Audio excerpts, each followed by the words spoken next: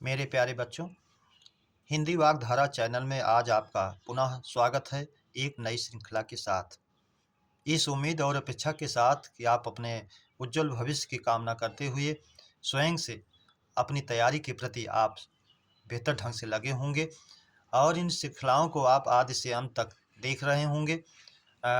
और ये प्रश्न आपकी परीक्षाओं के लिए बहुत ही उपयोगी होंगे, इसका एहसास भी आपको हो रहा होगा। तो अगर ये श्रृंखलाएँ आपको बेहतर लग रही हों, तब उस दशा में आप इसे सब्सक्राइब, लाइक और शेयर ज़रूर करें। मेरे प्यारे बच्चों, आइए आज के श्रृंखला के पहले प्रश्न की शुरुआत हम लोग करते हैं।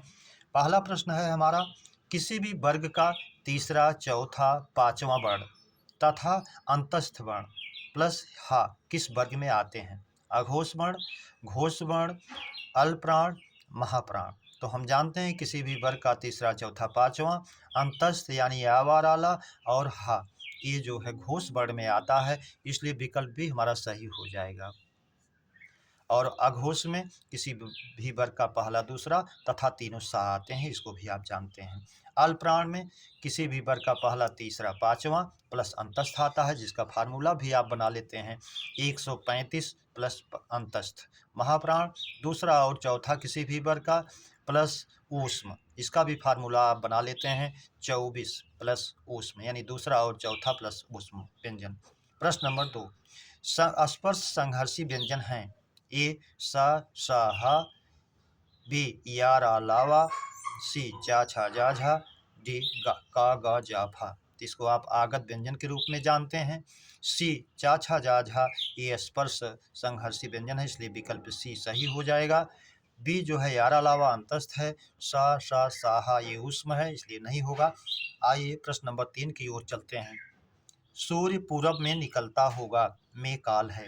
ए संदिग्ध वर्तमान, बी संदिग्ध भूत, सी संभाव्य वर्तमान काल, डी समान भविष्य। तो हम जानते हैं जब कार्य के वर्तमान काल में होने में संभावना हो तो जो है संभावना हो तो संभाव्य होता है, और संदेह हो तो संदिग्ध होता है। और वाचक चिन्ह भी आप जानते हैं, वाक्य के अंत में ता होगा, ती होगी, ते होंगे आता है, तो संदिग्ध वर्तमान होता है, इसलिए विकल्प ए हमारा सही हो जाएगा। प्रश्न नंबर 4, बाता बाती में समास है। ए तत्पुरुष, बी कर्मधारय, सी बहुव्रीहि, डी द्वंद्व समास। तो हम जानते हैं कि बाता बाती, मुक्का मुक्की, धक्का धुक्की, गाला गाली ये सब जो है व्यतिहार बहुव्रीहि में आता है, जो बहुव्रीहि का एक भेद है, इसलिए विकल्प सी में जाएगा बहुव्रीहि। प्रश्न नंबर 5, चमड़ा में संज्ञा है। व्यक्तिवाचक, द्रव्यवाचक, जातिवाचक, भाववाचक। तो हम जानते हैं पानी, लकड़ी, सोना, ऊन, प्लास्टिक, चीनी, स्टील, चमड़ा ये सब हमारे द्रव्यवाचक में आते हैं, इसलिए विकल्प डी सही हो जाएगा, द्रव्यवाचक। प्रश्न नंबर 7, आपका तत्सम है। ये पिछली टेट की परीक्षा में भी पूछा गया था, एसआई में भी पूछा है। ए आत्मन, बी आत्मा, सी आपका, डी अपनत्व। तो आप जानते हैं आपका तत्सम आत्मा होता है, इसलिए विकल्प भी हमारा सही हो जाएगा। प्रश्न नंबर 8, ये बार बार परीक्षाओं में आर में, एसआई में पूछा गया है। भोले बालक ने क्रूर डाकू के कठोर हृदय में कोमल भावना जगा दी में विशेषण की संख्या है। ए 2, बी 3, सी 4, डी 5। तो अब देखिए इसमें भोले बालक, बालक विशेष से है, भोला उसका विशेषण है, एक विशेषण। क्रूर डाकू, डाकू विशेष से है, क्रूर उसका विशेषण है, दो विशेषण। के कठोर हृदय में, हृदय विशेष से है, कठोर विशेषण है, तीन विशेषण। में कोमल भावना, भावना विशेष से है, कोमल विशेषण है। जगा दी तो चार हमें विशेषण मिला, चार विशेष मिला, और पूछ रहा है विशेषण की संख्या है, तो हमारा विकल्प सी सही हो जाएगा 4। अगर कहीं विशेष से पूछता वो भी 4 होता, 4 विशेषण 4 विशेष से। प्रश्न नंबर 9, मुझे लाल गुलाब का फूल पसंद है में विशेषण की संख्या है। 1, विकल्प बी 2, सी 3, डी 4। तो लाल गुलाब, लाल विशेषण है, गुलाब जो है विशेष से है, का फूल पसंद विशेषण नहीं है, वो रुचि की बात कहा गया है, तो लाल इसमें एक ही विशेषण है, इसलिए विकल्प ए हमारा सही हो जाएगा 1। प्रश्न नंबर 10, मंत्रकारी शब्द का तद्भव है। मदारी, पुजारी, यंत्रकारी, तंत्रकारी। तो तंत्रकारी तो ये तत्सम है, यंत्रकारी भी इसका यंत्र हो जाता है यंत्र का, ये भी तत्सम रूप है। पुजारी का तत्सम होता है पूजाकारी, मदारी का तत्सम होता है मंत्रकारी, इसलिए विकल्प ए हमारा सही हो जाएगा। प्रश्न नंबर 11, भ्रमर का पर्याय है। ये द्विरेफ, दो रेफ हैं, दो पंख हैं जिसके भ्रमर को कहा जाता है, इसलिए है। बी भृंग, भृंग भृंग की आवाज़ करता हुआ गमन करता है, गा से गमन, भृंग भृंग की आवाज़, इसलिए भृंग भी है। बी सिलीमुख, ये भी है, बाण भी होता है इसका एक अर्थ, भ्रमर भी होता है, इसलिए ये भी है। डी सभी, इसलिए विकल्प डी हमारा सही हो जाएगा, सभी। प्रश्न नंबर 12, अस्मर, मार, कंदर्प, पंचसर, पुष्पधन्वा, कुसुमेशु पर्याय है। ए कामदेव का, बी अंतक का, सी पुरंदर का, डी कामार का। तो अस्मर, मार, कंदर्प, पंचसर, पुष्पधन्वा, कुसुमेशु। कुसुमेशु पुष्प ही है, बाण जिसका, इस माने बाण, गुण संधि हो गई है। पुष्पधन्वा फूल का धनुष बना हुआ है जिसका। पंचसर 5 बाण है जिसके पास पुष्प के ही। कंदर्प जो दर्प का हनन करते हैं। मार, असमर, ये भी जो है कामदेव के ही प्रयाची हैं, इसलिए विकल्प ए हमारा सही हो जाएगा, कामदेव। प्रश्न नंबर 13, अभिज्ञ शब्द का समानार्थक क्या है। ए मूर्ख, बी जानकार, सी स्पर्श, डी विशेषज्ञ। तो हम जानते हैं अभिज्ञ का शाब्दिक अर्थ होता है जानकार, इसलिए विकल्प बी हमारा सही हो जाएगा। प्रश्न नंबर 14, अनिल, अनल समश्रुति भिन्नार्थक शब्द का अर्थ है, बड़ा पॉपुलर शब्द है, बार बार परीक्षाओं में पूछता भी है। ए वारि पुष्प, बी हवा अग्नि, सी शून्य पूर्ण, डी कोई नहीं। तो हम जानते हैं अनिल माने हवा और अनल माने आग, इसलिए विकल्प बी हमारा सही हो जाएगा। प्रश्न नंबर 15, तरंग, तुरंग समश्रुति भिन्नार्थक शब्द का अर्थ है। दुबला घोड़ा, लहर घोड़ा, सी दोनों, डी कोई नहीं। तो तरंग माने लहर और तुरंग माने घोड़ा।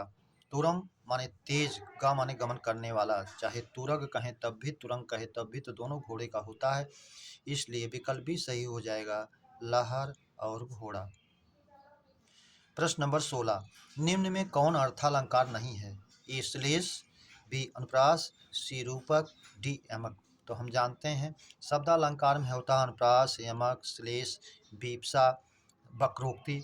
तो इसमें जो है हमारा रूपक नहीं है, इसलिए विकल्प सी सही हो जाएगा। ये अर्थालंकार, ये अर्थालंकार में पूछ रहा है।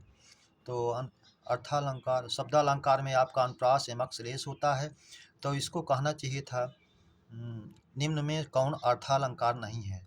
तो शब्दालंकार में आपका होता है अनुप्रास, यमक, श्लेष होता है, इसको कहना चाहिए था कौन सा अलंकार है, इसलिए नहीं शब्द नहीं होना चाहिए था। निम्न में कौन अर्थालंकार है। तो अनुप्रास, श्लेष भी अलंकार में, अनुप्रास भी शब्दालंकार में, यमक भी शब्दालंकार में, बच रहा है हमारा रूपक, तो अर्थालंकार हमारा सी हो जाएगा, रूपक। प्रश्न नंबर 17, बसंत में नाचा बहुत मेरा मन मयूर में अलंकार है। रूपक अनुप्रास, यमक, श्लेष। नाचा मेरा मन मयूर, मन मयूर का मतलब मन रूपी मोर, रूपी शब्द आ रहा है, इसलिए रूपक अलंकार हो जाएगा, विकल्प ए सही हो जाएगा। प्रश्न नंबर 18, बिहारी हिंदी किस अपभ्रंश से निकली है। ए मागधी, बी सौसेनी, सी पराचड़, डी खस। तो खस से पहाड़ी हिंदी निकली है, पराचड़ से सिंधी निकली है, सौरसेनी में आप जानते हैं पश्चिमी हिंदी निकली है, और मागधी से बिहारी हिंदी, उड़िया, असमिया, बंगला, बिहारी, इसलिए विकल्प ये सही हो जाएगा, मागधी।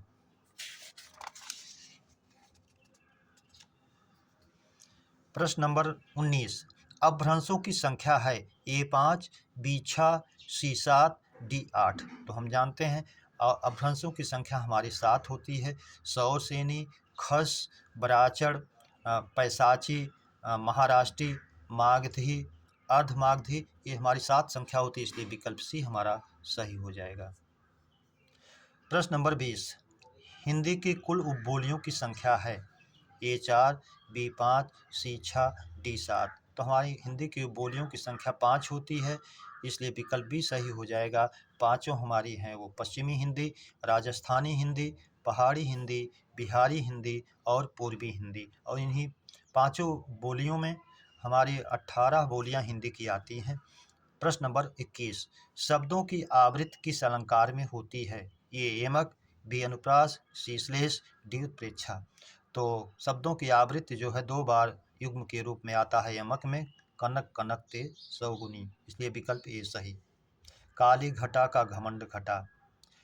प्रश्न नंबर 22, भरत मुनि ने अपने नाट्यशास्त्र में किस रस का वर्णन नहीं किया है? ए करुण, बी शांत, सी रौद्र, डी हास्य। तो उन्होंने अपने नाट्यशास्त्र में शांत रस का प्रयोग नहीं किया।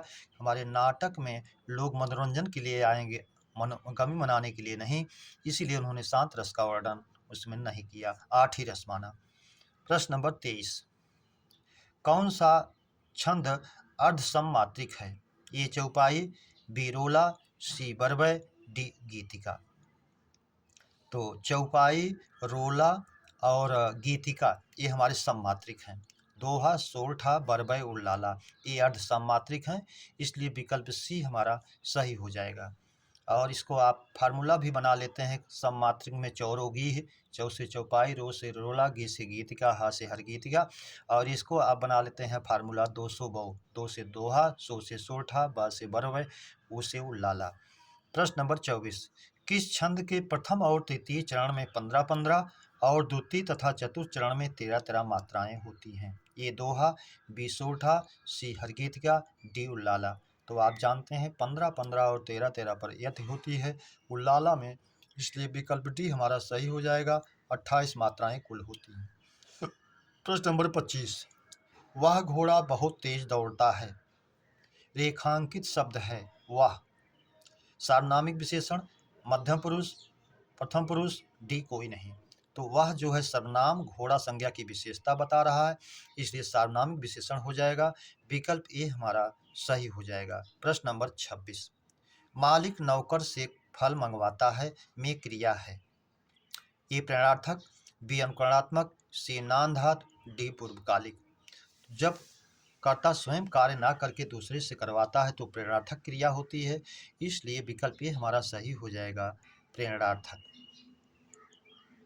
अनुकरणात्मक ध्वनियों का अनुसरण करके बनाई जाती हैं, यहाँ है नहीं। नामधातु संज्ञा सर्वनाम विशेषण से बनाई जाती हैं, ये भी नहीं है। पूर्वकालिक, कर्ता जब एक क्रिया को संपन्न कर दूसरा कार्य तुरंत शुरू करता है तो पूर्वकालिक पहले वाले में होती है, ये भी नहीं है, इसलिए विकल्प ये ही होगा, प्रेरणार्थक। प्रश्न नंबर 27, सैंधव पर्याय है तुरग, तुर तेजी से गमन गमन करने वाला है, रविसुत सूर्य का पुत्र कहा गया है हंस है घोड़ा, घोड़ा होता है, सैंधव का है, इसलिए विकल्प डी हमारा सही हो जाएगा सभी। प्रश्न नंबर 28, कृताकृत में समास है? ए द्वंद्व, बी कर्मधारय, सी तत्पुरुष, डी द्विगु समास। कृताकृत, कृत और अकृत दीर्घ स्वर संधि हो गई, जो किया गया है या नहीं किया गया है दोनों, इसलिए ये जो है हमारा भेद हो जाता है कृताकृत द्वंद्व में, इसलिए जो है कृत और द्वंद्व में तो हम मानते हैं कभी कभी, लेकिन ये प्रायः जो है कर्मधारय में होता है, और इसलिए द्वंद्व में कभी कभी माना गया, लेकिन आप इसको ना माने, ये मूल रूप से कर्मधारय में ही जाता है, क्योंकि उभय पद विशेषण कर्मधारय है। ये जो है नील पीत, शीतोष्ण, कृताकृत, कहानी अनकहानी, ये सब हमारे उभय पद विशेषण कर्मधारय में जाते हैं। कभी एक आध बार इसको द्वंद्व में भी मान लिया गया है, लेकिन अब अपेक्षा ना करें कैसा होगा, आप इसे उभय पद विशेषण कर्मधारय, इसलिए विकल्प बी कर्मधारय में ही माने, उभय पद विशेषण कर्मधारय। प्रश्न नंबर 29, द्विखंडा में समास है? बहुव्रीहि समास, द्वंद्व समास, द्विगु समास, डी कर्मधारय समास। द्विखंडा, दो खंड वाला, ये भवन के लिए कहा गया है, महल के लिए कहा गया, दो खंड वाला भवन, ये 2 मंजिले वाला भवन, इसलिए ये है जो बहुव्रीहि में जाएगा। विकल्प ए हमारा सही हो जाएगा। जैसे आप कहते हैं सतखंडा, सहस्राक्ष, सतखंडा 7 मंजिले वाला भवन, सहस्राक्ष 1000 आँखें हैं जिसके, उसी तरह से द्विखंडा 2 मंजिल वाला भवन बहुव्रीहि समास में ही जाएगा। प्रश्न नंबर 30, दैत्य प्लस या दैत्य पर्याय है? ए राक्षस का है, क्योंकि दैत्य राक्षस का पर्यायवाची है, या बी यातुधान, ये भी राक्षस का पर्यायवाची इसलिए है, सी निशाचर रात में विचरण करने वाला, ये भी है, डी सभी, इसलिए विकल्प डी हमारा सभी सही हो जाएगा। प्रश्न नंबर 31, राधा सुधा की अपेक्षा पढ़ने में तेज है में कारक है? ए संप्रदान, बी अपादान, सी करण, डी संबंध। तो जैसा कि हम लोग जानते हैं, जब तुलना की जाती है दो में तो हाँ अपादान कारक होता है, इसलिए विकल्प भी हमारा सही हो जाएगा। प्रश्न नंबर 32, निम्न में शुद्ध वाक्य है। व्यायाम करना लाभप्रद है, वर्तनी संबंधी अशुद्धि है। व्यायाम नहीं, अगर व्यायाम होता तो शुद्ध होता। विकल्प बी, अंशमाली सूर्य का पर्याय है। अशुद्ध शब्द है अंशमाली, अगर ये अंशमाली होता, किरणों की ये तो अंश माने भाग हिस्सा होता है, और अंश होता तो किरण होता, किरणों की माला है जिसमें उस सूर्य का पर्यायवाची तब हो जाता, शुद्ध होता। सी, हरितमा मनमोहक होती है, यहाँ भी वर्तनी संबंधी अशुद्धि है। हरितमा ना होके हरितिमा होता, हरियाली सबको मनमोहक होती तो वाक्य शुद्ध होता। डी, अतिथि ने दीप प्रज्वलित किया, वाक्य पूरी तरह से शुद्ध है, इसलिए विकल्प डी हमारा सही हो जाएगा। प्रश्न नंबर 33, बाएं हाथ से बाण चलाने वाला वाक्यांश का एक शब्द है। सब्यसाची, वामहस्त, वामस्थ, वामहस्ता। तो बाएं हाथ से बाण चलाने वाला अर्जुन का पर्यायवाची भी है, और इसका वाक्यांश का एक शब्द बनता है सब्यसाची, इसलिए विकल्प ए सही है। मेरे प्यारे बच्चों, आज इस श्रृंखला के प्रश्नों की चर्चा पर चर्चा हम लोगों ने विधिवत ढंग से किया। उम्मीद करता हूँ ये श्रृंखला आपको बेहतर लगी होगी। इसे सब्सक्राइब, लाइक और शेयर जरूर करें। इसी उम्मीद और अपेक्षा के साथ, आप लोगों के उज्जवल भविष्य की कामना के साथ, हृदय से धन्यवाद। जय हिंद।